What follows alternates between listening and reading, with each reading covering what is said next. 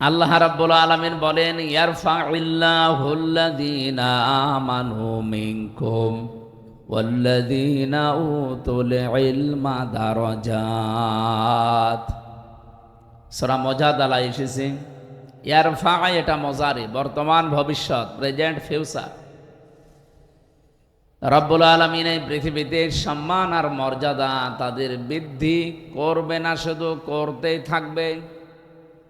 এই জন্য আল্লাহ রফা না দিয়ে ইয়ারফা দিয়েছেন। দিন যত যাবে তাদের মর্যাদা, সম্মান সৃষ্টি জগতের কাছে আল্লাহ বাড়াতেই থাকবে। আমি আবার বলছি, শুধু বাড়াবে না, বাড়াতেই থাকবে।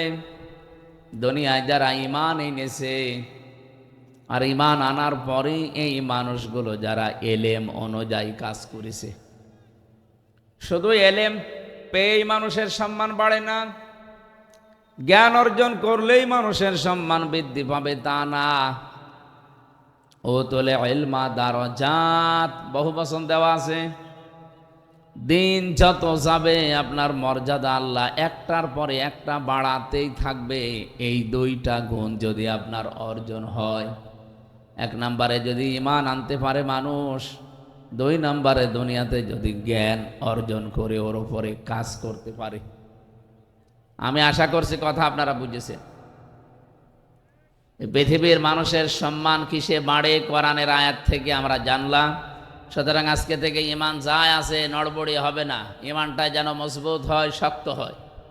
দুই নম্বরে ওয়াল্লাযীনা উতুল ইলমা দারাজাত, তোমাদের ভেতরে যারা এলেম অর্জন করেছে, এলেম পেয়েছে। আজকের এই অনুষ্ঠানটা সাজিয়েছেন জ্ঞান অর্জন করার জন্যে না লোক দেখানোর জন্যে?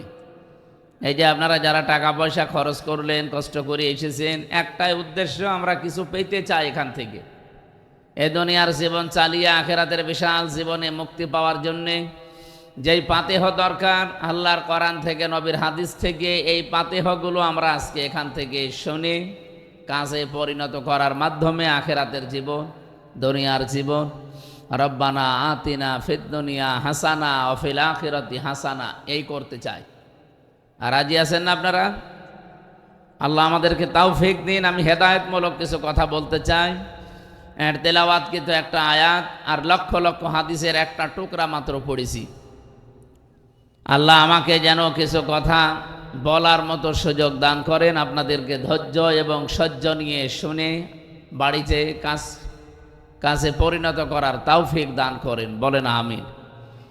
যারা এই যে আসলেন কোরআনে কারীম শোনার জন্যে, আল্লাহ পাক বলেন পৃথিবীতে আমি যদি কাউকে হেদায়েত দিতে চাই, আর কেউ যদি আমার দৃষ্টিতে বুদ্ধিমান দাবি করে, তাহলে কোরআনে কারীম কিভাবে শোনা লাগবে, কিভাবে অনুসরণ করা লাগবে, এই কথাগুলো সূরা জুমারের ভেতরে আছে।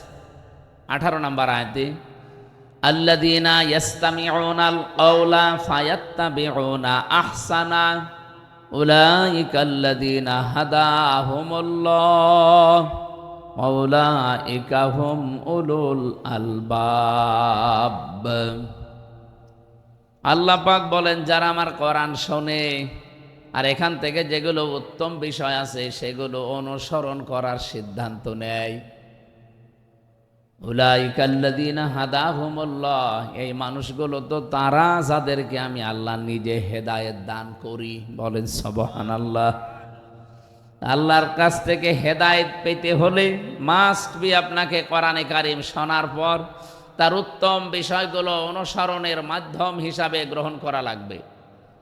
2 নম্বরে, উলাইকা হুম উলুল আলবাব, এবং এই মানুষগুলো আমি আল্লাহর দৃষ্টিতে বুদ্ধিমান। আমাদের দৃষ্টিতে বুদ্ধিমান কারা? দুনিয়াতে যারা টাকা পয়সার মালিক হয়, বেশি ক্ষমতায় বেশি দিন থাকে, বেশি দিন বেঁচে থাকে দুনিয়ায়, নাকি এরা বুদ্ধিমান না? যারা সকালবেলা উঠে এই ধান্দায় থাকে যে কার 12টা বাজাবো, কার নামে মিথ্যা মামলা দিয়ে, মিথ্যা সাক্ষী দিয়ে তার জীবন নষ্ট করব, এরকম ধান্দাবাজ মানুষ দেশে নেই? এ জেলায় মনে হয় এরকম মানুষ নেই, অনেক জেলায় আছে। এরা নিজেদেরকে বুদ্ধিমান মনে করে। আল্লাহর দৃষ্টিতে বুদ্ধিমান তারা যারা কোরআনে কারিম থেকে শোনার পরে তার উত্তম বিষয়গুলো দুনিয়ার জীবনে মেনে চলতে পারে। আল্লাহ যেন তার দৃষ্টিতে আমাদেরকে বুদ্ধিমান হওয়ার তৌফিক দেন, বলেন আমিন। এমন কিতাবের আলোচনা শোনার জন্য আমরা অলরেডি বসেছি। আমি ভূমিকায় কয়েক মিনিট এ কোরআনে কারিমের মহত্ব, বড়ত্ব, এর বিশালত্ব, এ কথাগুলোর ওজন কি, সেই কথাগুলো আগে বলার পরে আমি আরম্ভ করছি। আল্লাহ রাব্বুল আলামিন বলেন, আন্নামা ফিল আরদি মিন শাজারাতিন আকলামু ওয়াল বাহরু ইয়ামুদ্দুহু মিন বাদিহি সাবআতু আবহুরিম মা নাফিদাত কালিমাতুল্লাহ ইন্নাল্লাহা আজিজুন হাকীম। সূরা লোকমানে এসেছে 27 নম্বর আয়াতে। রব্বুল আলামিন আয়াত শুরু করার পরেই দেখেন মা শব্দটা দিয়েছেন। এখানে যারা অন্তত আলেম আছেন তারা বুঝবেন, ইন্না বা আন্নার পরে যদি মা আসে তাহলে বাংলা অর্থ দাঁড়ায় কেবলমাত্র, শুধুমাত্র, একমাত্র, হবেই হবে, এইটাই, এই জন্যেই। এরকম 33টা অর্থ আছে। ওয়ালাউ আন্না মা ফিল আরদি মিন শাজারাতিন আকলামু ওয়াল বাহার। আল্লাহ তাআলা ওয়ালাউ আন্না দিয়েও যদি ফিল আরদি বলতেন তাও আমরা অর্থ করতে পারতাম, যারা আলেম আমরা আছি। তো মা দিয়ে আল্লাহ এমন গ্যারান্টি দিয়েছেন কেবলমাত্র, শুধুমাত্র, প্রকৃত পক্ষে, এই জন্যেই, সত্য সত্যই তাম পৃথিবীতে যত গাছগাছালি আছে, এই সুন্দরবন সহ, আমাজন জঙ্গলের গাছ সহ, এ গাছগুলো যদি কেউ কলম বানিয়ে ফেলে, পৃথিবীতে যত সমুদ্র আছে এর সাথে যদি আরো 7টা সমুদ্রের পানি যোগ করে কেউ লিখতে আরম্ভ করে কালি বানিয়ে, রব্বুল আলামিন বলেন হয়তো একদিন সব কালি শেষ হয়ে যাবে। আমি কোরআনে যত নিয়ামতের কথা দিয়েছি আমার কথা লিখে শেষ করা যাবে না। মা নাফিদাত কালিমাতুল্লাহ। আমি আল্লাহর কালামগুলো ছোট্ট ছোট্ট শব্দে আমি আল্লাহ তোমাদেরকে জানিয়েছি, কিন্তু এত ব্যাখ্যা এর ভেতরে লুকিয়ে রেখেছি।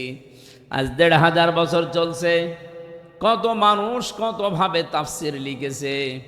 আমার এই ছোট্ট জীবনে প্রায় 42টার উপরে তাফসির আমার দেখা অলরেডি সুযোগ হয়েছে, দেশে বিদেশের বিভিন্ন লাইব্রেরিতে।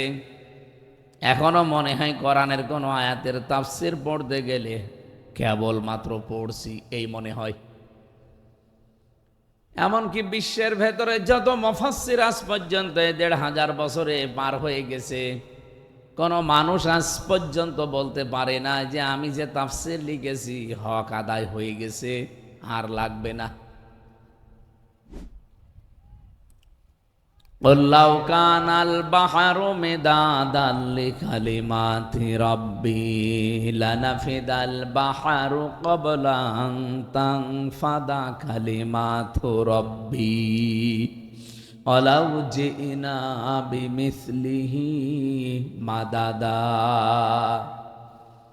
রব্বুল আলামিন সূরা কাহফের 109 নম্বর আয়াতে আমাদেরকে জানিয়েছেন, নবী আপনি বলেন, লাউ কানাল বাহরু মিদাদান লিকালিমাতি রাব্বি লানাফিদাল বাহরু ক্বাবলা আন তানফাদা কালিমাতু রাব্বি। এখানে ওই একই কথা আল্লাহ রিপিট করলেন। যদি সমুদ্রের পানিগুলো সব কালি করে কেউ লিখতে আরম্ভ করে, আমার বর্ণনা লেখার আগেই পানিগুলো সব কালিগুলো শেষ হয়ে যাবে। আমি আয়াতগুলো যখন ব্যাখ্যা পড়ি ভাবি, বিশ্বের বড় বড় লাইব্রেরিতে আমি কম যাইনি, বড় বড় দেশের বড় বড় লাইব্রেরিগুলো আমি ঘুরেছি, ভিজিট করে দেখেছি কত কিতাব সেখানে। মালয়েশিয়া ইন্টারন্যাশনাল বিশ্ববিদ্যালয়ে যে লাইব্রেরি আমি পেয়েছি, আমারও বিশ্ববিদ্যালয় আছে কুষ্টিয়াতে, এর চাইতে কমপক্ষে 10 ডবল বড় হবে। আপনার কোনো কিতাব যদি খুঁজতে হয় কম্পিউটারে সার্চ দেবেন, বলবে অমুক তলায়, অমুক র্যাকের উপরে, অমুক নাম্বার লাইনে, ওই জায়গায় পাওয়া যাবে, যান। তাছাড়া আপনি যদি মনে করেন ওই কিতাবটা আমি খুঁজতে চাই, এমনি বন বন করে শুধু ঘুরবেন, জীবনেও খুঁজে পাবেন না। এই যে লক্ষ লক্ষ কিতাব, কত মানুষ থিসিস করছে, গবেষণা করছে, সেগুলো সব জমা হচ্ছে বছরের পর বছর। এতগুলো বিষয় থাকার পরে আমি আশ্চর্য হয়েছি, সবার উপরে আল্লাহর কোরআন এভাবে রেহালের উপরে রেখে দিয়েছে। তার মানে বোঝাতে চাচ্ছি কোরআনের ব্যাখ্যা এই লাইব্রেরিতে যত বই আছে সব, এমনকি পৃথিবীতে যত কিতাব আল্লাহ পাঠিয়েছিলেন, তাওরাত, জবর, ইনজিল, 100 সহিফা, সবগুলো এক জায়গায় যা করলে হবে সবগুলো কথা আল্লাহ সূরা ফাতিহায় দিয়ে দিয়েছেন। তাই আমাদের এই ছোট্ট জীবনের ছোট্ট সময়ে 1-1.5 ঘন্টা 2 ঘন্টায় কোরআনের আয়াতের কোনো বিষয় শেষ করা সম্ভব তো নয়। শুধু ইঙ্গিত দেওয়া যায়, আমরা ইঙ্গিত থেকেই যেন শিক্ষাগুলো নিতে পারি। আল্লাহ তাওফিক দেন, আমিন। তেলাওয়াত, রসুলের উপরে দরুদ আর সালাম পাঠ করার মাধ্যমে তেলাওয়াত করেছি মাত্র একটা আয়াত, সূরা লোকমান 12 নম্বর আয়াতটা। 31 নম্বর সূরা কোরআনে কারিমের 34টা আয়াত আছে, 4টা রুকু আছে, মক্কায় নাজিল হয়েছে। লোকমান এটা এক জ্ঞানী ব্যক্তির নাম। ওনাকে আল্লাহ বহু জ্ঞান দিয়েছিলেন, কিন্তু ওনাকে আল্লাহ নবী বানাননি। লা ইয়ানজুরু ইলা সুওয়ারিকুম ওয়া আমওয়ালিকুম ওয়ালাকিন ইয়ানজুরু ইলা কুলুবিকুম ওয়া নিয়াতিকুম। আল্লাহ নবী বলেন, ইন্নাল্লাহা লা ইয়ানজিরু ইলা সুওয়ারিকুম ওয়া আমওয়ালিকুম। অবশ্যই আল্লাহ কোনো মানুষের এই চেহারার দিকে নজর করেন না, তার সম্পদের দিকে, তার পদের দিকে, প্রভাব প্রতিপত্তির দিকে খেয়াল করেন না। আল্লাহ শুধু খেয়াল করেন তার অন্তরের দিকে আর তাকওয়ার দিকে। তার কলবটা আসলে কি বলে, এই কলবের ভেতরে জায়গা আছে কার, এইটা আমার আল্লাহ দেখেন। হযরতে লোকমানের যে চেহারার বর্ণনা তাফসিরে পড়েছি, এখন বললে আপনারই কেমন যেন লাগবে। এই পৃথিবীতে আমি 3 জন কালো মানুষের জীবনী পড়েছি। তাদের জীবনী পড়তে গিয়ে পেয়েছি যে এত কালো মানুষ পৃথিবীতে আল্লাহ মনে হয় আর পাঠাননি, আর পাঠাবে কিনা তাও জানি না। তার ভেতরে হযরতে ওমর রাদিয়াল্লাহু তাআলা আনহুর বাড়িতে একজন কাজ করতেন। 2 নম্বরে হযরতে বেলাল, 3 নম্বরে এই যে সূরাটা পড়লাম লোকমান। তাফসির বর্ণনা ইবনে কাসির বলেন তার জহব্বা ছিল ঝুলে থাকা, ঠোঁটগুলো মোটা, উনি শর্ট ছিলেন, বেটে, চুলগুলো কোকড়ানো ছিল। চেহারার বর্ণনা যেটা বললাম, হাড়ির তলা তো দেখেছেন, এও তো দেখতে ভালো লাগে, এর চাইতেও কালো ছিল, কুচকুচে। চেহারার যে বর্ণনা দিলাম, একবার শোনার পরে আর একবার দেখতে মন চাবে। অথচ আল্লাহর দরবারে তার মর্যাদা এত বেশি, এত বেশি আল্লাহ দিয়েছেন। রব্বুল আলামিন বলেন, ওয়ালাকাদ আতাইনা লুকমানাল হিকমাতা আনিশকুর লিল্লাহ।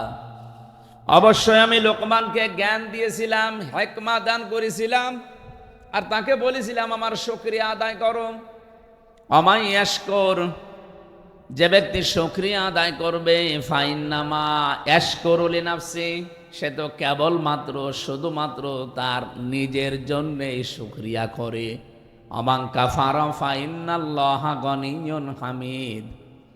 কোনো মানুষ যদি মুখ ফিরিয়ে নেয়, কুফরি করে, আল্লাহর নিয়ামত পাওয়ার পরে গোপন করে রাখে, সেজন্য জেনে রাখে আমার আল্লাহ মোকাফেক্ষিহীন, প্রশংসিত। এটা বাংলা অর্থ ছিল। সূরা লোকমানের ভেতর থেকে আমি যতগুলো তথ্য পেয়েছি, আমি যদি কোনো জায়গায় কথা বলি 1 ঘন্টা, কমপক্ষে তার উপরে আমার 20 ঘন্টার উপরে পড়াশোনা করা থাকে। আজকের এই তেলাওয়াতকৃত আয়াতে এত তথ্য আমার মাথার ভেতরে আছে, 1-1.5 ঘন্টা না, আমার সারা জীবনে বললেও শেষ করা সম্ভব না, এত কথা আছে। আল্লাহ যেন খুব অল্প সময়ে ডেলিভারি দেওয়ার তৌফিক দান করেন, বলেন আমিন।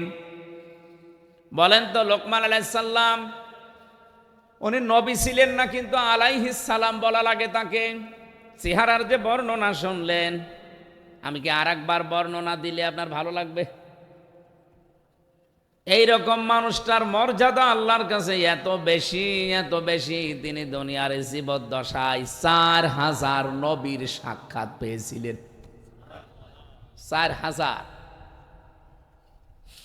তিনি তার জীবনীতে আমি পড়েছি 4000 নবীর সাক্ষাৎ শুধু পাননি, এই 4000 নবীর খেদমত তিনি করেছিলেন।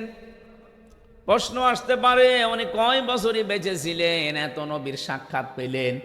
পৃথিবীতে আল্লাহ নবী পাঠিয়েছেন প্রায় 1,24,000, মতান্তরে 2,24,000। এত নবী আর রাসূলের ভেতরে হযরতে লোকমান সাক্ষাৎ পেয়েছিলেন 4000 নবী আর রাসূলদের। তিনি প্রত্যেকের খেদমত করে 8টা জিনিস দুনিয়াতে তিনি অর্জন করেছিলেন। এ কোরআনে কারিমে আমার আল্লাহ 8টা জিনিস পুরা কোরআনে ছড়িয়ে দিয়েছেন। হযরতে লোকমান বলেন, 8টা জিনিস আমি সব নবী রাসূলের খেদমত এই যে 4000 নবীর কাছ থেকে পেয়েছি। কিয়ামত পর্যন্ত যারা দুনিয়াতে আসবে তারাও যদি 8টা বিষয় অনুসরণ করে চলতে পারে, তারাও চিরন্তন হয়ে যাবে। হযরত লোকমান উনি বিদায় নিয়েছে কত হাজার হাজার বছর আগে, অথচ এখন সূরা লোকমান পড়লে মনে হয় ওই লোকটা এখনো বেঁচে আছে। পৃথিবীতে 200 কোটির উপরে মুসলমান। আমার মনে হয় হযরত লোকমানকে নাম শুনলে তার জন্য দোয়া করে না এরকম মুসলমান নেই। কারণ আল্লাহ পাক তাকে কোরআনে কারিমে চিরন্তন করে দিয়েছেন। তার যে উপদেশ বাণীগুলো তিনি তাম পৃথিবীর সব মানুষকে উদ্দেশ্য করে দিয়েছেন তা না, দিয়েছিলেন তার সন্তানকে উদ্দেশ্য করে। রব্বুল আলামিন তার সন্তান হযরত লোকমান তার সন্তানকে এমন এমন কথাগুলো জানিয়েছেন, আল্লাহ এত বেশি খুশি হয়ে গেছেন যে কোরআনে কারিমের মতো এরকম মহা একটা কিতাব, যে জায়গায় আল্লাহ তার নামে 34টা আয়াত বিশিষ্ট একটা সূরা লোকমান পুরাটা নাজিল করেছেন। আপনি সূরার নাম দেখবেন, সূরা মুহাম্মদ আছে, সূরা ইউনূস আছে, সূরা ইউসুফ আছে। এই যে নাম বলছে এগুলো সূরা ইব্রাহিম আছে, সূরা হুদ আছে, সূরা নূহ আছে, এগুলো সব নবীদের নাম। হযরত লোকমান নবী হিসাবে নির্বাচিত হতে পারেননি, কিন্তু তিনি এমন জ্ঞান অর্জন করে জ্ঞানটা কাজে লাগিয়েছিলেন। রব্বুল আলামিন বলেন, এই জ্ঞান কাজে লাগানোর কারণে আমি আল্লাহ তাকে চিরন্তন করে রেখেছি। তিনি যে 8টা বিষয় তাম পৃথিবীর মানুষকে জানাতে চেয়েছেন, ওই 8টা বিষয় আমাদেরকে এখন অর্জন করা আবশ্যক ও কর্তব্য আমি মনে করি আমাদের দরকার। দলমত আদর্শ আমাদের আলাদা থাকতেই পারে, কোরআন যেহেতু সবাই আমরা পড়ি, পড়লেও সূরা লোকমান আমাদের পড়া লাগে। এই জন্য সবার জন্য সূরা লোকমানের এই 8টা বিষয় প্রযোজ্য। 1 নম্বরে আল্লাহ বলেন, আমি তাকে জ্ঞান দিয়েছিলাম। এই যে জ্ঞানটা, এটা আমার আল্লাহ পাক তার বান্দা হযরতে লোকমানকে দান করার পরে, লোকমান আলাইহিস সালাম সহ যত মানুষ তারা দুনিয়াতে জ্ঞান পেয়েছে, তারা জ্ঞান পাওয়ার পরে বিনয়ী হয়ে গেছে।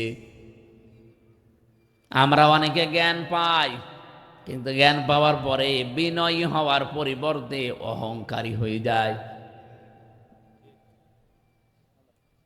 আমি আজকে একটা ভিডিও দেখছিলাম, 2জন শিক্ষিত মানুষ মাঝি তাদেরকে নিয়ে যাচ্ছে একটা নৌকা দিয়ে, ডিঙ্গি নৌকা দিয়ে পার করে।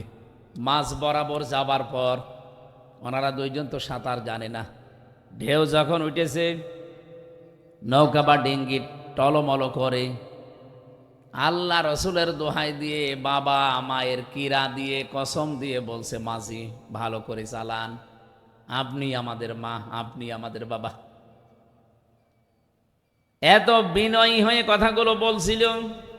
আমি বারবার ওই লোকটার মুখের দিকে তাকিয়ে দেখি, লোকটা চোখ মুখতেছে, তার মানে কাঁদতেছে। জীবনের মায়া যখন ভেতরে এসে গেছে, লোকটা কেঁদে ফেলেছে। এতগুলো কথা 2-3 মিনিট বলার পর আস্তে আস্তে নৌকা যখন তীরে একেবারে ভিড়ে গেছে, লাফ দিয়ে ডাঙ্গায় নেমে এবার মাঝিকে গালিগালাজ আরম্ভ করেছে। তুই এত দেরি করলি কেন? সে মা বাবা তোলে গালি। আমার ভিডিওটা 4-5 মিনিটের হবে। এই দৃশ্যটা দেখার পরে আমার মনে হচ্ছে বাংলাদেশের অনেক জ্ঞানী মানুষ, শিক্ষিত মানুষের সাথে এটা আজ মিলে যাচ্ছে। কে কাকতে মিনতি করেছিল মানুষেরা বলেন তো? যে মানুষগুলোর প্রশংসায় যে 18 মাস ধরে আপনি করলেন, তাদের জীবন দেওয়ার জন্য, বীরত্ব গাথার জন্য কত কিছু বলে তাদেরকে আকাশে তুলে দিলেন। অথচ এই মানুষগুলো এখন পুরাটা চোখ উল্টিয়ে ফেলেছে। জ্ঞান পেলে মানুষ বিনয়ী হয়, এটা জ্ঞানের প্রথম বৈশিষ্ট্য। কিন্তু যারা আজ জ্ঞান পেয়ে বিনয়ী না হয়ে আজ পুরাটা চোখ উল্টিয়ে অহংকারী হয়ে গেছেন, আল্লাহর কসম এই জ্ঞানী শয়তানের মতো আপনাকে ডোবাবে। এজন্য আমার প্রথম কথা ছিল, শুধু ঈমান আনলে আর জ্ঞান অর্জন করলেই সম্মান বাড়বে না, জ্ঞানের ওপরে কাজ করা লাগবে। আপনার জ্ঞান কি ওইটা বলে যে মানুষগুলোর জন্য আজ আমির হামজা এই সাতক্ষীরার আশা শুনি অন্তত এই ময়দানে হাজারো মানুষের সামনে কথা বলতে পারছে? আপনি কোনোদিন কল্পনা করেছেন এই 17 বছরে? আমি তো সাতক্ষীরার নামও মুখে আনতে ভয় পেতাম, কারণ এটা বাংলাদেশের দ্বিতীয় কারবালা। এমন কোন জুলুম অত্যাচার নেই এই 17 বছরে এই জেলায় হয়নি। আমরা শুনেছি, দেখেছি, মানুষের বাড়ি ঘর বোল্ডোজার দিয়ে ভেঙে দিয়েছে। কে কথা বলেন না কেন? এগুলো সব সাক্ষী। 2 জন অলরেডি এই ইউনিয়নে শাহাদত বরণ করেছে সালেমের বিরুদ্ধে।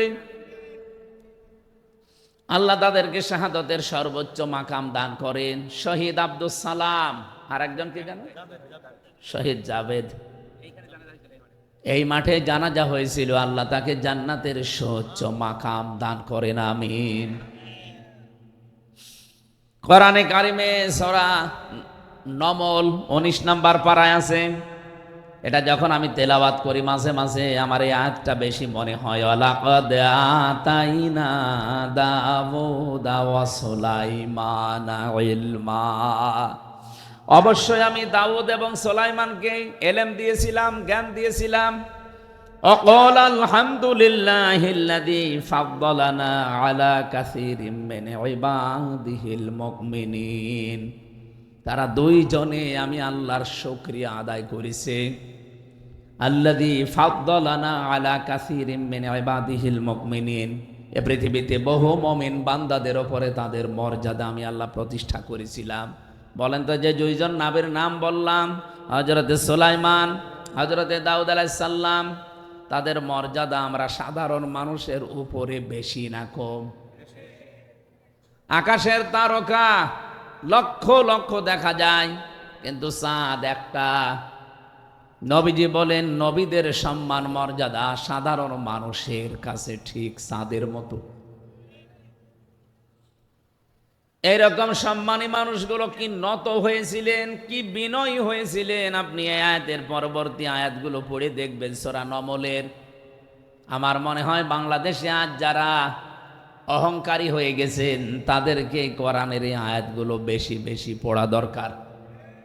যেহেতু অন্য ধর্মের লোক খুব কম আমাদের দেশে, মাত্র এই দেশে বাস করে 8 ভাগ অন্যান্য ধর্মের লোক, আর আমরা আছি এই দেশে নামধারী হলেও 92 ভাগ মুসলমান।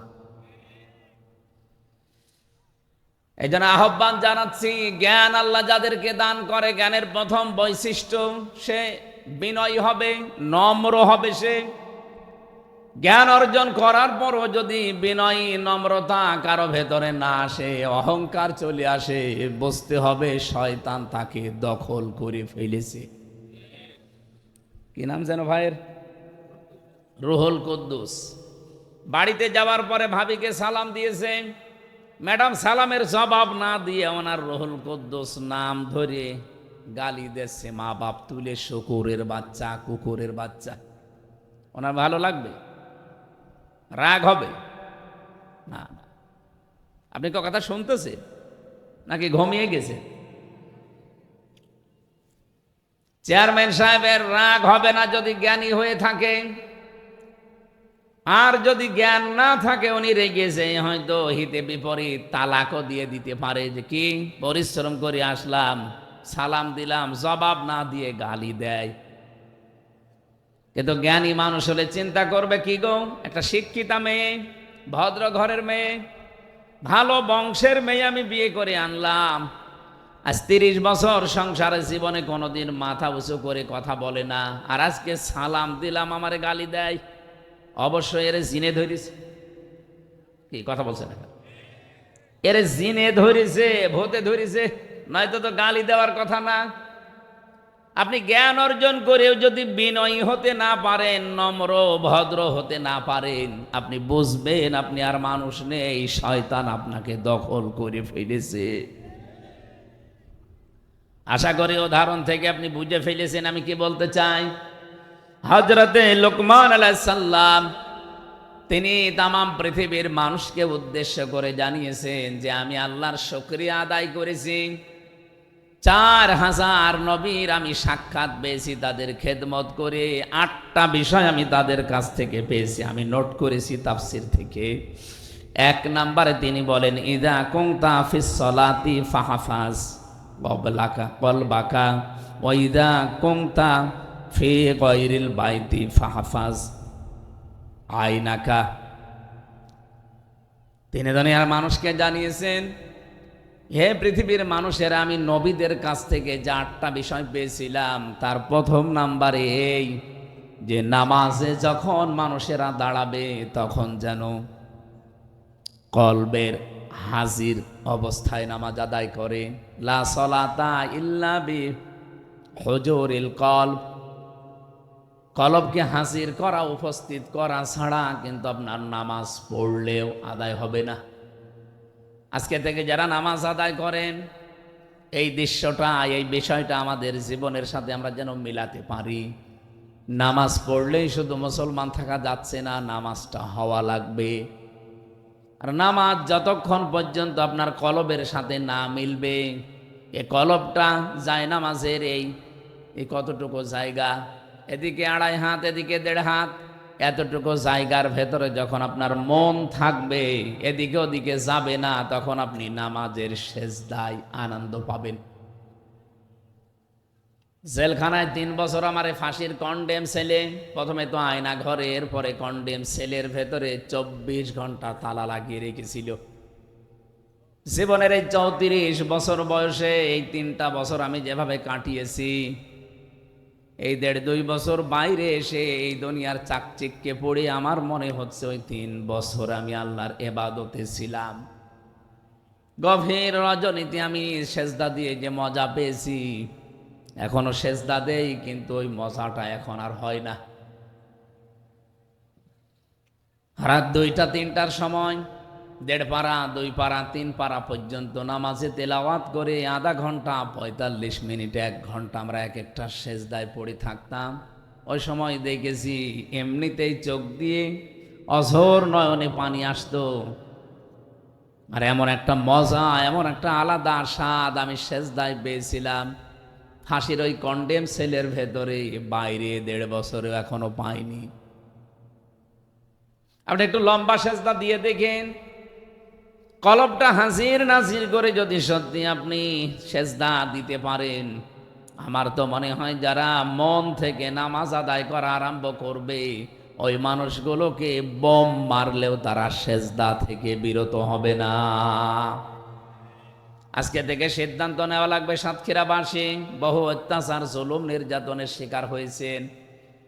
আমার তো মাঝে মাঝে মনে হয় আল্লাহ পাক যদি বাংলাদেশের 64 জেলার মানুষকে ইমানের পরীক্ষার উপরে এই মাজলুম অবস্থা থেকে জান্নাত দেওয়া আরম্ভ করে, 1 নম্বরে সাতক্ষীরা দিয়ে আরম্ভ করবে, এরপরে চাঁপাইনবাবগঞ্জ, এরপরে চট্টগ্রাম, আমাদের কুষ্টিয়া আছে কিন্তু অনেক পরে।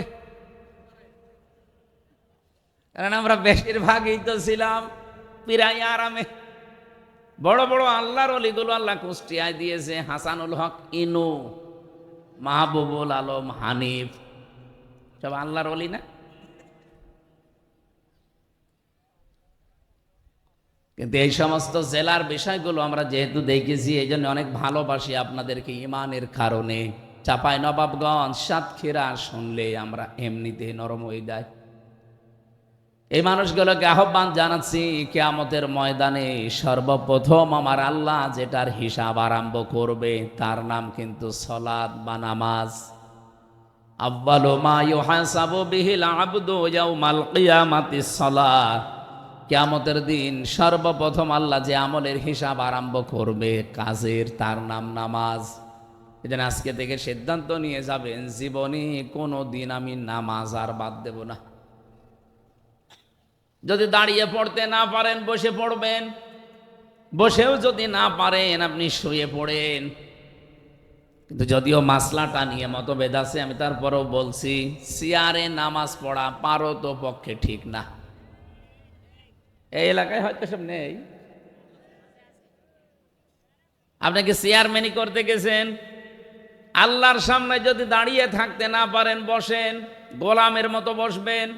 এটাও যদি আপনার শরীরে না কোলায় শুয়ে পড়েন, এটাও যদি না পারেন ইশারায় পড়বেন। চেয়ারে বসে বসে পা ঝোলানো লাগবে। কোথায় পেয়েছেন আপনি? আপনি কি মাননীয় প্রধানমন্ত্রীর সামনে বসেছেন? আপনি বসেছেন যার সামনে, তার মর্যাদা জানেন? ওমা কদারুল্লাহ হাক্কা কদরিহি ইন্নাল্লাহা লাকাবিয়্যুন আজিজ। কোনদিন শুনেছেন এই আয়াতের মর্মবাণী? আল্লাহ বলেন, না, আমার বান্দা বান্দিরা আমি আল্লাহর যে ক্ষমতা এই অনুযায়ী আমাকে বিশ্বাস করে না। কিয়ামতের দিন এই সাতব আসমান আর জমিন পুরাতন কাপড়ের মতো আমার এই হাতের ভেতর আমি গুটিয়ে ফেলবো। কত বড় বিশাল ক্ষমতার মালিক আমার আল্লাহ, আমাদের মাথায় ধরবে না। এই জন্য বলছি না, রব্বুল আলামিন এত বড় পাওয়ার নিয়ে আপনার সামনে দাঁড়িয়ে আর আপনি তার পায়ে সেজদা দেবেন না। চেয়ারে বসে বসে আপনি চেয়ারম্যানই করছেন। যদিও বিভিন্ন আলেম ওলামা মাসলাটা নিয়ে মতভেদ দিয়েছে, তারপরও আমার দৃষ্টিতে কোরআন হাদিস পড়ে, আমি ফেকা নিয়ে পড়েছি, আমি মুফতি একজন, ফতোয়া দিচ্ছি, আপনারা পারত পক্ষে চেয়ারে বসে নামাজ পড়বেন না। নামাজ হবে না আমি ফতোয়া দিলাম না, কিন্তু পড়বেন না। আপনার তো 4টা ক্রাইটেরিয়া বললাম। দাঁড়িয়ে থাকতে না পারলে বসে পড়েন, বসে না পড়লে শুয়ে পড়েন, শুয়ে না পড়লে ইশারা করবেন। তারপরে যেহেতু নামাজ মাফ নেই, ইয়াউমা ইকশাফু আন সাকিন ওয়া ইয়াদউনা ইলাস সুজুদি ফালা ইস্তাতিউন খাশিআতান আবসারুহুম তারহাকুহুম যিল্লাহ ওয়া ক্বাদ কানু ইয়াদউনা ইলাস সুজুদি ওয়া হুম সালিমুন। সূরা কলমের ভেতরে আল্লাহ বলেন, কিয়ামতের দিন এই কুদ্দুস, কি কুদ্দুস? রুহুল কুদ্দুসকে, আমির হামজাকে, এ মর্তুজাকে কিয়ামতে আমার সামনে দাঁড় করাবো, বলবো সেজদা দে। যদি দুনিয়াতে সেজদার হক আদায় করে না থাকে, এই মানুষগুলো সেজদা তো দিতে পারবে না, উল্টিয়ে যাবে পেছন দিকে। লাঞ্ছনা, অপমান, গঞ্জনা ওদের মাথার ওপরে, মুখের ওপরে চেপে বসবে। মানুষ ঘৃণায়, এখন যেমন ট্রাম্পকে দেখলে আপনি থুতু নিক্ষেপ করবেন, নেতানিয়াহুকে দেখলে থুতু মারবেন, কিয়ামতের দিন আমরা যদি বেনামাজি হয়ে যাই, আমাদের দেখলেও হাসরবাসী থুতু মারবে, হাতে পায়ে ধরে। এই জন্য বলছি নামাজটা বাদ দেবেন না। নবীজি বলেন, কোন মহিলার যদি সন্তান পৃথিবীতে আসে, প্রথমে যেহেতু পানি দেখা যায়, এরপরে রক্ত, এরপরে সন্তানের মাথা, বিশ্ব নবী বলেন যদি পানি এসে যায় আর সমস্ত অবস্থায় যদি মনে হয় যে নামাজের সময় হয়ে গেছে, তোলার ভেতরে এই মহিলাকে বিছিয়ে দাও, বলো যে নামাজ পড়। এত বড় গুরুত্বপূর্ণ একটা ফরজ বিধান, নামাজ মাফ নেই, আর আপনি হেলায় খেলায় নামাজ নষ্ট করেন। মুসা আলাইহিস সালামের একটা কাহিনী পড়ছিলাম তাফসিরে। রব্বুল আলামিন ডাক দিয়ে বলেন, মুসা, ওই যে বাজারে একজন কর্মকার আছে, কামার, লোহা পিটিয়ে সোজা করে, এর জান্নাতের সুসংবাদ দাও, আমি তার উপরে খুশি হয়ে গেছি। হযরতে মুসা আলাইহিস সালাম তিনি আবেগপূর্ণ নবী ছিলেন, কিছু শুনলেই খালি প্রশ্ন করতেন। একবার তাকে আল্লাহ লাঠির কথা বলেছিলেন, তিনি 14টা কথা আল্লাহকে শুনিয়েছেন। অমা তিলকা বিয়ামিনিকা ইয়া মূসা, তোমার ডান হাতে কি ওটা? তিনি তো বলতে পারতেন ক্বালা হিয়া আসা, এটা লাঠি না।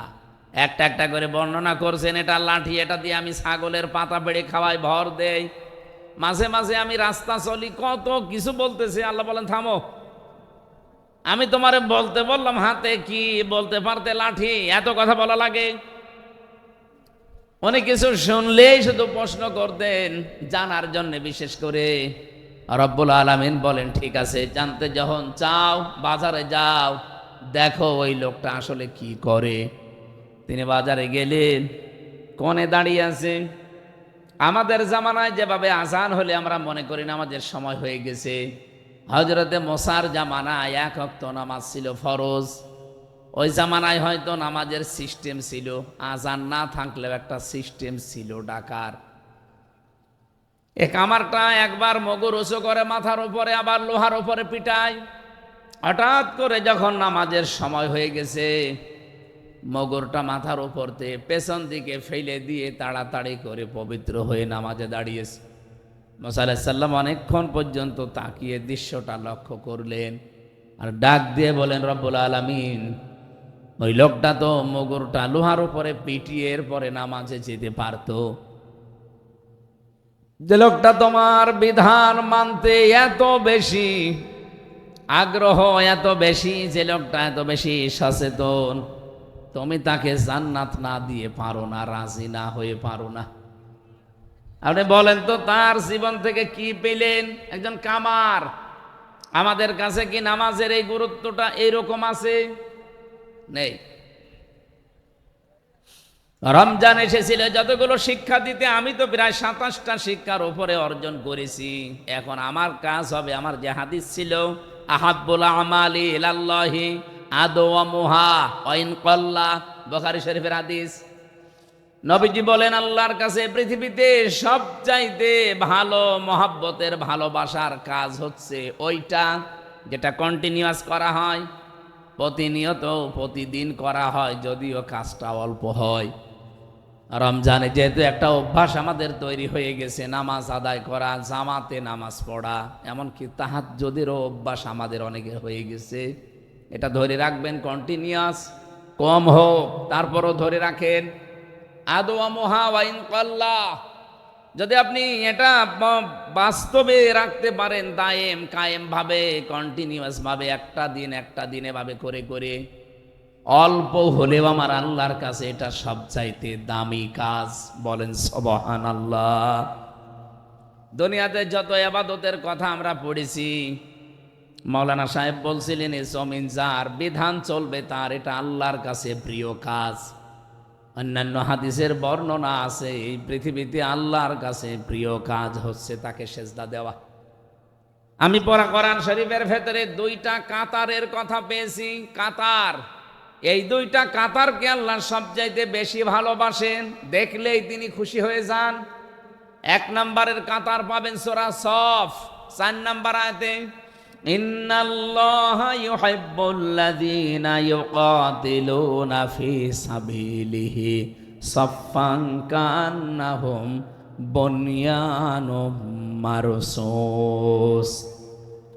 অবশ্যই আল্লাহ তোমাদের ভেতরে ওই কাতারকে বেশি ভালোবাসেন যারা সীসা গলা প্রাচীরের মতো ঐক্যবদ্ধ হয়ে জমিনে আল্লাহর বিধান কায়েমের জন্য চেষ্টা করে।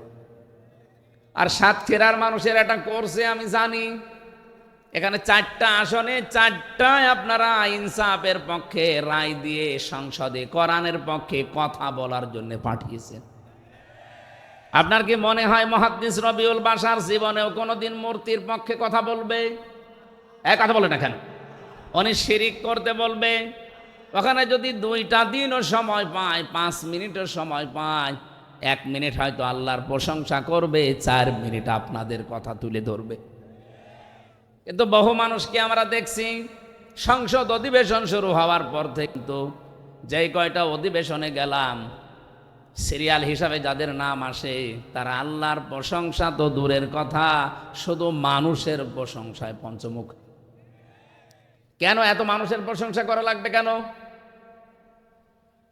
কে কোন জামানায় মারা গেছে, কে কি করেছে, অত কথা আপনার বলার দরকার কি? আপনাকে বানিয়েছে যে তার নাম বলবেন বিসমিল্লাহির রহমানির রহিম, এরপরে আপনার যে দায়িত্ব জনগণ তুলে দিয়েছে এই কথা বলেন। সময় দিয়েছে 5 মিনিট, 4.5 মিনিট গেছে বিভিন্ন মানুষের বন্দনা করতে। এখন বলে মাননীয় স্পিকার আমারে আরেকটু সময় দেন। আরে তোর সময় দিলাম 5 মিনিট, কি করলি তুই? তোর এলাকায় একটা ব্রিজ নেই, ব্রিজের কথাটা বলতে পারলি না, আর হাফ মিনিট আছে, এখন বলছে সময় দেন। এই তেল মারা জাতি, এটা বন্ধ করা লাগবে। আমি তো ফলোয়ার এখনো পাইনি, যদি পাই 29 তারিখে এই তেল মারা বন্ধ করব। যেখানে সংসদের এক একটা মিনিটে বাংলাদেশের মানুষের টাকা খরচ হয় প্রায় 25,000-এর উপরে এক এক মিনিটে, আর সেখানে আপনি তেল মারেন মানুষকে। এই খুলনা, সাতক্ষীরা, বাগেরহাট এ সমস্ত এলাকায়, বিশেষ করে যে আশাশুনি, শ্যামনগর, কয়রা, পাটকেলঘাটা, এরপরে পাইকগাছ এলাকায় কত দুঃখ দুর্দশা মানুষের। রাস্তাঘাটও সেরকম ভালো না। এসেছে নাকি আমাদের কি এমপি সাহেব? ও ভালো আছেন আপনি? ঠিক আছে, বসে। ভারপ্রাপ্ত হলে হবে, এবার ভার ফেলে দেওয়া লাগবে। হ্যাঁ ইনশাল্লাহ ভার এবার আর থাকবে না। আসল চেয়ারম্যান হিসাবে আল্লাহ কবুল করেন, আমিন। আমরা কি বলতে চাচ্ছিলাম যেন আপনাদের সামনে? প্রশংসা মানুষ আদায় করতে হবে কার? প্রতিদিন অন্তত 17 বার করে আপনার মুখ দিয়ে আল্লাহ এই কথাটা বের করে নেয়। আপনি দেখবেন প্রতিদিন 17 বার।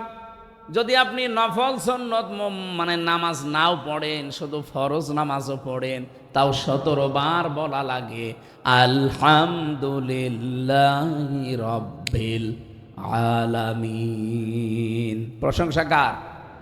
এখানে যে আলিফ লাম দেওয়া আছে, হয়তো এনারা জেনারেল শিক্ষিত মানুষ বুঝবে না, আলেমদের জিজ্ঞাসা করেন। আলিফ লাম 4 প্রকার হয়। এখানে আল্লাহ পাক নির্দিষ্ট করে দিয়ে দিয়েছেন যে যত প্রশংসা হতে পারে তুমি তোমার মুখ দিয়ে বলো আল্লাহ সব প্রশংসার মালিক তুমি। এমনকি আমি দেখেছি কাবা শরীফে মানুষ যখন যায়, যে কাপড়টা পরে যায় ওটা মনে করি আমরা যে এহরামের কাপড় না, ওটা কাফনের কাপড়। মানুষ তো আমরা মরে গেলে তাকে ধোয়ানো, গোসল করানো, এরপরে কাফনের কাপড় পরাই। আর আমি হামজা নিজেই মরে গেছি, এরপরে নিজেকেই নিজে কাফনের কাপড় মানে এহরামের কাপড় পরেছি, ওটা আসলে কাফনের কাপড়। এটা পরার পরে আল্লাহর ঘরের দিকে চারিদিকে বারবার ঘুরি, মানে কি যে আল্লাহ আমি সব ছেড়ে দিয়ে এসেছি, তোমার পেছনে ঘুরতেছি। 1 নম্বরেই বলা হয় লাব্বাইক, আল্লাহ আমি কিন্তু উপস্থিত হয়ে গেছি তোমার দরবারে। আল্লাহ বলেন দাঁড়া। কোথায়? সেই বাংলাদেশ, 6000 কিলোমিটার দূর থেকে এসেছি মক্কায়, আমার ঘরের কাছে এসে বলছি লাব্বাইক। ঠিক আছে দাঁড়া, তোর নাম আমার হাসিরা খাতায় আমি লিখে নেব, কিন্তু 1 নম্বরে তোরে বলা লাগবে যে আমি মুশরিক না। লাব্বাইক আল্লাহুম্মা লাব্বাইক লা শারীকা লাকা লাব্বাইক। 1 নম্বরে স্বীকৃতি দেওয়া লাগে যে আল্লাহ আমি হাজির হয়ে গেছি। আল্লাহ বলেন তোর নাম আমি লিখবো হাজিরা খাতায়, তুই যে আমার বান্দা, তুই যে আমার বান্দি, এই কথাটা আমি লিখবো, কারণ এই শব্দটা এত দামি আমি আল্লাহর কাছে। কোরআন শরীফের ভেতরে বিশ্ব নবীকে আমি যত নামে নামে ডাক দিয়েছি, সবচাইতে প্রিয় নাম আমি আল্লাহর কাছে বান্দা। এই জন্য কোরআন শরীফে দেখবেন তাবারাকাল্লাযী নাযালাল ফুরকানা আলা আবদিহি লিয়াকুনা লিল আলামিনা নাযীরা। এই আয়াতের মাঝখানে আব্দুন আছে, আব্দুন মানে বান্দা, ওয়াইন কুনতুম ফি রাইবিম মিম্মা নাযালনা আলা আবদিনা, এখানে আলা আবদুন শব্দ দিয়েছেন। আবদুন মানে দাস, বান্দা, গোলাম, ভৃত্য, সার্ভেন্ট যাই বলেন। আল্লাহর কাছে শব্দটা এত দামি, এত ভালোবাসেন আল্লাহ। মানুষ যখনই তার ঘরে যে কথা বলে, লাব্বাইক আল্লাহ আমি হাজির, আমি তোমার বান্দা, তোমার দাস, তুমি একটু লিখে নাও। আল্লাহ বলেন দাঁড়া, বল যে আমি আল্লাহ তোমার সাথে শরিক করি না, আমি মুশরিক না, আমার চিন্তা চেতনায় কোনো শিরিকের গন্ধ নেই, আমার কাজকর্মে কোনো শিরিক নেই। এই কথাটা বলার পরে আপনার নাম আল্লাহ লিখবে না, স্পেশাল ভাবে তিনটা স্বীকৃতি আপনার মুখ দিয়ে আল্লাহ নিয়ে নেয়। এক নম্বরে বলা লাগে ইন্নাল হামদা, হামদের আগে আলিফ লাম, এর আগে আছে ইন্না। আল্লাহকে আপনি নির্ধারিত করে বলছেন ইন্নাল হামদা, অবশ্যই যত প্রশংসা আছে দুনিয়াতে, আজকে থেকে আমি আর কারো প্রশংসা করব না, সব প্রশংসা আমি তোমার জন্য দিয়ে দিলাম। এতটুকু বলার পরও আপনার নাম হাজিরা খাতায় উঠবে না। দুই নম্বরে বলা লাগে ওয়া নি'মাতা লাকা, যত নিয়ামত তুমি আমাকে দিয়েছো, এই নিয়ামতগুলো আজকে থেকে আমি তোমার জন্য ব্যয় করব। ক্ষমতাটা নিয়ামত কার? আরো জোরে বলেন। আমি যে সুস্থ আছি এ নিয়ামত কার? দিন দিন আমার শরীরের অঙ্গ প্রত্যঙ্গগুলো সব আমার হাতছাড়া হয়ে যাচ্ছে। কখন যে চুল পেকে যায় আমাকে বলেও না, কখন যে দাঁত নড়ে যায় আমাকে বলেও না, চামড়া কখন ঝুলে যাচ্ছে আমারে বলেও না। বলেন বলেন। দিন দিন আমি একটা জগতের দিকে এগিয়ে যাচ্ছি। রব্বুল আলামিন আমাকে স্মরণ করিয়েছে যে এই কয়দিন সুস্থ আছো এটা কিন্তু একটা নিয়ামত, এই নিয়ামতটাও কাজে লাগাবে আমার জন্য, এটা বলা লাগে নি'মাতা লাকা। তিন নম্বরে বলা হয় অল মুলক, হে আল্লাহ আমি যদি রাজ্য রাজনীতি দুনিয়াতে কিছু করে থাকি, আমি কথা দিয়ে গেলাম এখন থেকে তোমার জন্য করব। কত বড় গুরুত্বপূর্ণ কথা আপনি তিনটা আল্লাহর সামনে বলেন, টের পান। আমার মাঝে মাঝে আজ বাংলাদেশের বিভিন্ন নেতাদের বক্তব্য শুনলে আফসোস লাগে, আল্লাহ এরা অধিকাংশই তো হাসি, এ বলে এসেছে কি আর করছে কি। 10 মিনিট কথা বললে 8 মিনিট আপনি মানুষের প্রশংসা করেন। কেন প্রশংসা আমার আল্লাহর করা যায় না? আপনি যে কথাটা বলতে পারেন, এখন কোনোদিন চিন্তা করেছেন? বিজ্ঞান এখন তথ্যটা দিয়েছে, এক একটা কথা এই মুখের গহ্বর থেকে বের হতে, এখানে যে জায়গাটা পাচ্ছেন এখানে 27টা ধাক্কা লাগে, এরপর একটা কথা তৈরি হয়। আমি যখন বিজ্ঞান ভিত্তিক তাফসীরগুলো পড়ি, মাঝে মাঝে আমার মনে হয় আল্লাহ 27টা স্তর এখান থেকে পার করার পরে একটা কথা মুখ দিয়ে বের হচ্ছে।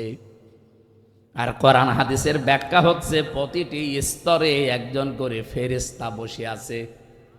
এই যে এই কোনার মুরব্বী থেকে শুরু করে এখানে যারা আমরা আছি, উনি ওসি সাহেবের কাছে, উনি মুরব্বীর কাছে, উনি চেয়ারম্যান, উনি আমার কাছে, আমি মর্তজা ভাইয়ের কাছে, এভাবে দিতে দিতে 27 নাম্বার জায়গায় যে যার কাছে দায়িত্ব আছে, উনি মুখের এই জায়গা দিয়ে কথাটা যখন বের করে দেবে, বের করে দেওয়ার আগে যার কণ্ঠের সাথে এই কথাটা মিলবে সেই আকারে কথাটা বের করে দেয়। সবার কথায় যদি আল্লাহ একরকম করে বের করে দিত, আমার মনে হয় চেয়ারম্যানের বাড়িতে গেলে আমি জোতা পিটা খেতাম। ম্যাডাম তো মনে করতো আমার মনে হয় লোকই এসেছে, অথচ লোক তো ওনারটা না, অন্যেরটা। মারামারি হইতো না, শুধু কণ্ঠের এই স্বরটাকে আমার আল্লাহ এই 27টা স্তরের ভেতরে কম্পিউটার থাকলে আপনাদের আমি দেখাতে পারতাম, এমন সুন্দরভাবে সিস্টেম করে দেখাচ্ছে। সর্বশেষ জায়গায় যখন কথাটা বের করে দেয় ফেরেশতারা, আপনার মতো আমির হামজা পৃথিবীতে একটা দুইটা না, কোটি কোটি আছে। কার কণ্ঠ দিয়ে, কোন আওয়াজ দিয়ে, কোন স্তরে কথাটা বের হলে তার কণ্ঠের সাথে মানাবে, মানানসই হবে, আল্লাহ ওই রকম কণ্ঠ করে কথাটা বের করে দেয়। বলেন সুবহানাল্লাহ। এই নিয়ামতটা যদি আপনাকে আল্লাহ না দিত, আপনি বক্তব্য দেওয়ার সময় আল্লাহর বিরুদ্ধে কথা বলেন, আপনি বক্তব্য দেওয়ার সময় মানবতার বিরুদ্ধে কথা বলেন, জীবনেও বলতে পারতেন না। যেহেতু এই নিয়ামতটা আল্লাহ আপনাকে দিয়েছে, এই নিয়ামতটা কাজে লাগান। তিনটা কথা বলার পরে আমি দেখেছি হাজী সাহেবরা চলে আসার দিন যখন বিদায় তাওয়াফ করে, তখন একটা স্পেশাল ভাবে শেষ কথা যেটা বলা লাগে, আল্লাহকে বলা লাগে, লা শারিকা লাকা লাব্বাইক, আল্লাহ আমি চলে যাচ্ছি বাংলাদেশে, তুমি আমার নামটা কিন্তু হাজিরা খাতায় লিখে নিও, আমি কিন্তু শিরিক করব না, আমি মুশরিক না। মাঝে মাঝে আমার এই আয়াতগুলো নিয়ে চিন্তা ভাবনা যখন করি, বাংলাদেশে তো হাজি একেবারে কম না। শুধু হাজি সাহেবরাই যদি এইটা আমরা মেনে চলতে পারতাম, যেটা বলে এসেছি কাবা ঘরকে সামনে নিয়ে, বাংলাদেশে আর কারো লাগতো না, হাজিরা ইসলাম কায়েম করে ফেলতো। সরকারি দলে বিরোধী দলে স্বতন্ত্র সব আমরা হাজি। 300 এমপির 299 জন অলরেডি এখন সংসদে আমরা আছি। আমার তো মনে হয় এই 299 জনের ভেতরে 290 জনই হাজি। অবশ্য সুবহানাল্লাহ, 290 জনের ভেতরে এই কথাটা ঠিক রাখার মতো হাজি একেবারেই কম। এই কথাটা ঠিক রাখে না।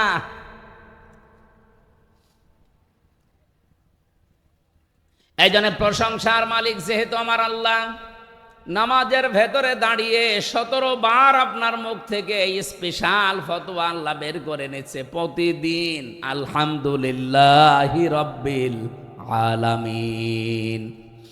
আমি হযরতে লোকমানের কথা বলছিলাম, উনি বলেছে নামাজের ভেতরে মনটা তৈরি করো, এটা আমি 4000 নবীর থেকে পেয়েছি। আপনাদেরকে আমি এই উপদেশটা দিয়ে গেলাম যে যেখানেই নামাজ আদায় করেন না কেন, নামাজের ভেতরে মন তৈরি করেন। কিয়ামতের দিন যে বিশাল কঠিন অবস্থান বানাবে, মেয়ে লোকের পেট ফেটে সন্তান বের হয়ে যাবে, শিশু বাচ্চাকে তার মা মনে রাখবে না। এই কঠিন অবস্থায় আল্লাহ পাক যে 7 প্রকার মানুষকে তার আরশের ছায়ায় মাছের কলিজা দিয়ে খাবার খাওয়াবে, তার অন্যতম একটা প্রকার আছে যে মানুষের কলব সব সময় আল্লাহর ঘর মসজিদের সাথে লটকানো থাকে। তার মানে নামাজের জন্য যার মনটা অস্থির থাকে। নামাজের ভেতরে আমাদের মন তৈরি করা লাগবে খুশু আর খুজু দিয়ে। আমরা নামাজ অনেকেই পড়ছি, কিন্তু নামাজের ভেতরে আমাদের মনটা থাকে না, মন চলে যায় অন্যদিকে। এমনকি নামাজের ভেতরে অনেকে মাছের ঘেড়ের হিসাব করে। কথা বলছে না কেন? নামাজের ভেতরে দাঁড়িয়ে সাহাবায়ে কেরামের জীবনী আমি পড়ি, আর মাঝে মাঝে ওই জেলখানার কথা ভাবি যে হ্যাঁ, কিছুটা হলেও জেলের নামাজগুলো একটু ভালো ছিল। বাইরে এসে এত ব্যস্ততা, নামাজ পড়তে 2 রাকাত নামাজে তো অন্তত 5 মিনিট লাগার কথা, 3 মিনিটে ছাতা শেষ হয়ে যায়। হযরতে তালহা নামাজে দাঁড়িয়েছিলেন, পাশেই তার একটা বাচ্চা খেলা করছিল। পাহাড়ি এলাকা থেকে একটা সাপ এসে বাচ্চাটাকে জড়িয়ে ফেলেছে। হযরতে তালহা নামাজে আসেন, এই জন্য তিনি খেয়াল করেননি, তেলাওয়াত মত্ত ছিলেন। স্ত্রী দৃশ্য দেখলেন যে স্বামী নামাজে আছে, এই জন্য ডাকেন নাই। আশপাশ থেকে লোকজন ডাক দিয়ে সাপটাকে মেরে বাচ্চাটাকে বিপদমুক্ত করে বসে আছে। নামাজের পরে হইচই পড়ে গেছে। হযরতে তালহা নামাজ শেষ করার পরে জিজ্ঞাসা করলেন, স্ত্রী এতগুলো মানুষ বাড়ির ভেতরে কি করে? স্ত্রী বলছে, সুবহানাল্লাহ স্বামী, আপনি এতগুলো ঘটনা সব ঘটে গেল, কিছু টের পাননি। আপনি নামাজে থাকাকালীন আমি দেখেছিলাম একটা বাচ্চা সাপ জড়িয়ে ফেলেছে। লোকজন ডাক দিয়ে সাপটাকে মেরে আমি বাচ্চাটাকে বিপদ মুক্ত করে বসে আছি। এতগুলো কাজ আপনার সামনে হইচই পড়েছে, আপনি কিছুই টের পেলেন না। হযরতে তালহা বলেন, স্ত্রী নামাজের ভেতরে তেলাওয়াতে আল্লাহর সাথে কথা হচ্ছিল। আমি যখন বলছিলাম আলহামদুলিল্লাহি রাব্বিল আলামিন, আমার আল্লাহ যেন জবাব দিচ্ছে, সাদ্দাকতা ইয়া আবদি, আমার বান্দা সত্য কথা বলছে। তার মানে এই কথাটা তার জীবনের সাথে মিল আছে। ও আল্লাহ বাদে অন্য কারো প্রশংসা করে না। আমি যখন আর রহমানির রহিম পড়েছি আমার আল্লাহ জবাব দিচ্ছিলেন। যতগুলো কথা বলি আল্লাহ জবাব দেয়। নামাজের ভেতরে মন এদিকে ওদিকে চলে গেলেও নামাজ আর নামাজ থাকে না। আপনারা নামাজ আরম্ভ করবেন খুশু খুশু নিয়ে। আমি 2 নম্বরে পেয়েছি, হযরতে লোকমান বললেন, পৃথিবীর মানুষেরা 4000 নবীর কাছ থেকে আমি খেদমত করে এই শিক্ষাটা পেয়েছি যে কারো বাড়িতে যদি কেউ প্রবেশ করে যেন উকি ঝুঁকি না দেয়। অনেক মানুষের মন দেখবেন এরকম আছে, কারো বাড়িতে বেড়াতে গেলে শুধু উকি ঝুঁকি দেয়। এলাকায় মানুষ নেই এরকম। স্বামী স্ত্রী কোনো ঘরে যদি থাকে, কোনো মানুষ যদি দরজা জালানার ফাঁকা দিয়ে এদিক ওদিক করে তার দিকে তাকায়, নবীজি বলেন সীসা গরম করে অথবা সুচ গরম করে ও চোখ সেলাই করে দাও। কোরআনে কারিমে জানিয়েছেন আল্লাহ সূরা, এটা নূরের ভেতরে আছে 26 নম্বর আয়াত, সম্ভবত 27 নম্বর আয়াত। ইয়া আইয়ুহাল্লাযীনা আমানু লা তাদখুলু বুয়ুতান গায়রা বুয়ুতিকুম হাত্তা তাস্তানিসু ওয়া তুসাল্লিমু আলা আহলিহা। হে ঈমানদারেরা, নিজের বাড়ি হোক আর অন্যের বাড়ি হোক, আগে অনুমতি নিবা, সালাম দিবা, এরপর প্রবেশ করবা। আমাদের আজ পারিবারিক জীবনে, সামাজিক জীবনে এই আয়াতটা পালন হয় না। আমরা সামাজিক জীবনে, পারিবারিক জীবনে যদি এটা একটু ফলো করার চেষ্টা করি, আমার মনে হয় পরিবারেই সালাম দেওয়ার প্রচলন, অনুমতি নেওয়ার এই সিস্টেম আসলে অনেক পরিবারে অনেক গুনাহ কমে যাবে।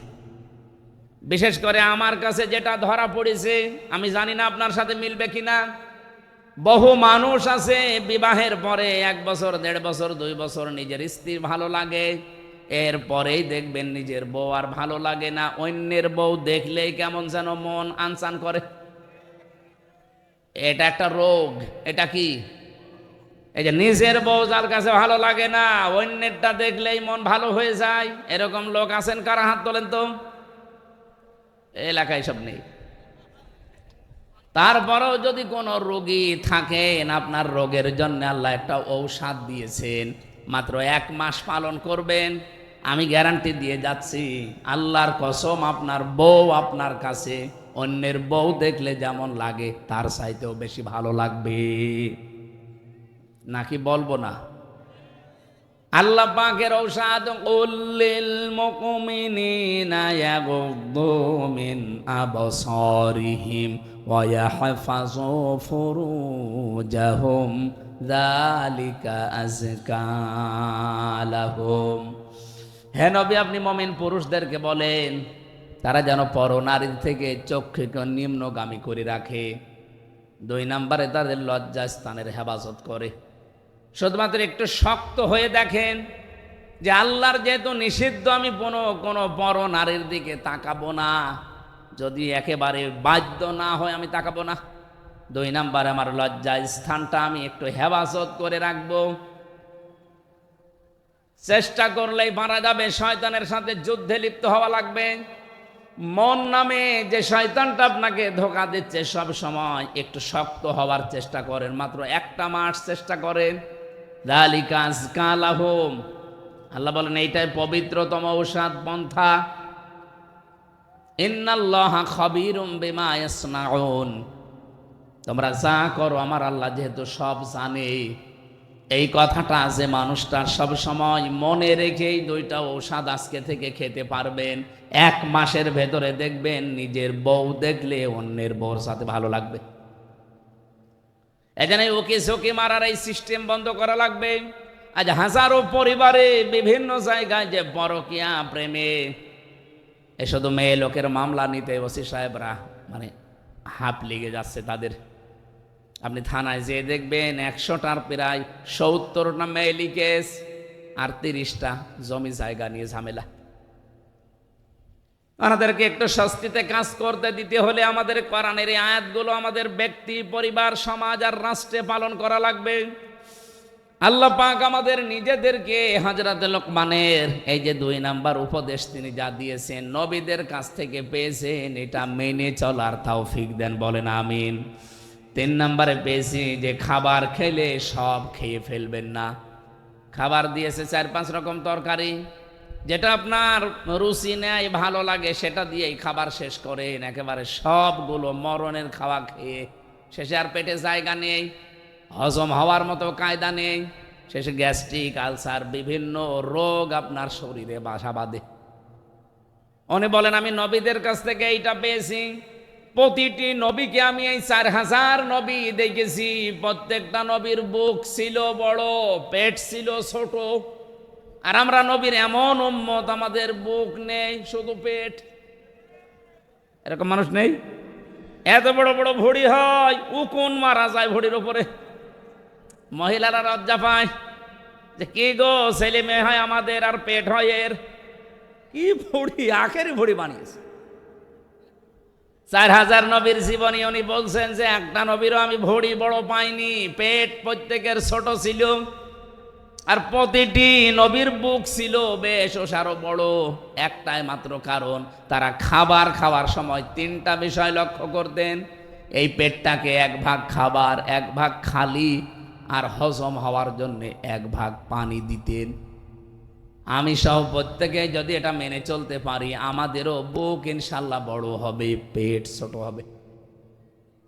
4 নম্বরে উনি বলেন কথা বললে হিসাব করে বলা দরকার। আজ বাংলাদেশের হাজারো মানুষ শুধুমাত্র ধরা খায় এই কথা হিসাব করি না বলার কারণে। 18 মাস আগে যা বলেছিল 18 মাস পরে কিন্তু সেটা আর বলছে না, পুরা উল্টিয়ে গেছে। তার মানে কথা হিসাব করে বলা যায় না। আপনি যেটা মানতে পারবেন না সেটা বলতে যান কেন? হযরত লোকমান বলেন আমি নবীদের কাছে এইটা পেয়েছি, তাও 4000 নবীর কাছে এইটা ছিল। তারা কথা বলতেন খুব হিসাব করে। আপনি এক কথা বললেন চাচা এরশাদের মতো, আবার বিকালে যে পস্তাবেন না থুক্কু আমি বলি নাই, না এরকম করা যাবে না। কথা দরকার হয় বলবেন না, শুনবেন বেশি, চুপ থাকবেন। মাংস মাতা না যা, যারা চুপ থাকে তারা নাজাত পেয়ে যায়, বলেন সুবহানাল্লাহ। উনি বলেন আমি 5 নম্বরে 2টা 5 আর 6 নাম্বার বলেন আমি এই 2টা বিষয়কে অর্জন, আর 7 আর 8 এই 2টাকে বর্জন। নবীদের কাছ থেকে 2টা আমি অর্জন করেছি, আর 2টা আমি বর্জন করেছি। অর্জন করেছি এটা যে সব সময় আল্লাহকে সঙ্গে রাখা লাগবে। কাকে?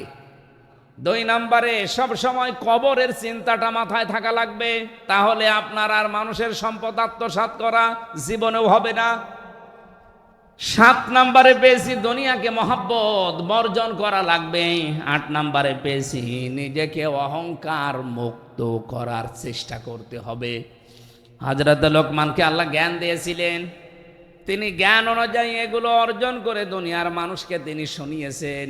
তিনি যদি না মানতেন তাহলে কথাগুলো আমাদের আসর হতো না। তিনি মেনেছেন, দুনিয়ায় আমল করেছেন, কাজ করেছেন, এই জন্যে তার কথাটা শুনলেই আমারও এখন মানতে মনে চাচ্ছে। আপনার চাচ্ছে না? বলেন বলেন। আল্লাহ আমাদেরকে এই 8টা উপদেশ 4000 নবী থেকে যিনি পেয়েছিলেন মেনে চলার তৌফিক দেন, বলেন আমিন। আজকে আপনাদের থানার অফিসার ইনচার্জ ওসি সাহেব এসেছে, এরপরে আরও আমাদের চেয়ারম্যান সাহেব আছে। প্রধান অতিথি আসলে ভালো হতে, হয়তো উনি ব্যস্ত আছেন। আমাদেরও এলাকা নিয়ে আমাদের এখন কাজ তো সংসদ কেন্দ্রিক, মন্ত্রণালয় কেন্দ্রিক, বিভিন্ন জায়গায় এলাকায় কি কি লাগবে আমার আসনের ভেতরে এই সমস্ত বিষয়গুলো নোট করে 29 তারিখে আমাদের হয়তো বলা লাগবে। বিভিন্ন মন্ত্রণালয়ের মন্ত্রীরা থাকবে, তাদের কাছে আপনাদের চাহিদাগুলো তুলে ধরা লাগবে। তো কাজ আমাদের ওইটা। আর এই ওয়াজ তাফসির এই জায়গাগুলো এখন আসলে একটা ঐচ্ছিক বিষয়ের মতো হয়ে গেছে। তারপরেও এগুলো আগে নেওয়া ছিল, রমজানের আগে। নির্বাচনের কারণে আমি অনেক দিন অনুষ্ঠানগুলো করি নাই। যে কয়টা নেওয়া ছিল ওই কয়টা আগামী থেকে কিছু করে শেষ করতে চাই। আল্লাহ আমাদের তৌফিক দিন। যতটুকুই বলেছি আমি আমার ঈমান থেকে কথা বলেছি। আল্লাহ আমাকে সহ প্রত্যেককেই যেন মেনে চলার সুযোগ দান করেন। এই যে রুমাল দেওয়ার কথা বলছে, এখন রুমাল দিলে কাজ হবে? রুমাল দেয়নি, দিয়েছে আর কি, আপনারা এমনিতে সাধ্যমতো দিয়েছেন। আল্লাহুম্মা আমিন। ربنا ظلمنا أنفسنا وإن لم تغفر لنا وترحمنا لنكونن من الخاسرين رب ارحمهما كما ربياني صغيرا রব্বুল আলামিন সাতক্ষীরার আশাসনী কাফসন্ডা এলাকার মানুষেরা ঈদের আমেজ এখনো যায়নি, কত মানুষ কত আনন্দে মেতে আছে। এরা কোরআনে কারিমের অনুষ্ঠান নিয়ে দেখতে পেলাম আনন্দ করছে। যে যুবকগুলো আজকে আমাকে নিয়ে এসেছে, তাদের যে আনন্দ, তাদের যে উৎসাহ উদ্দীপনা আমি দেখতে পেয়েছি, এরা কোরআন পেয়ে অনেক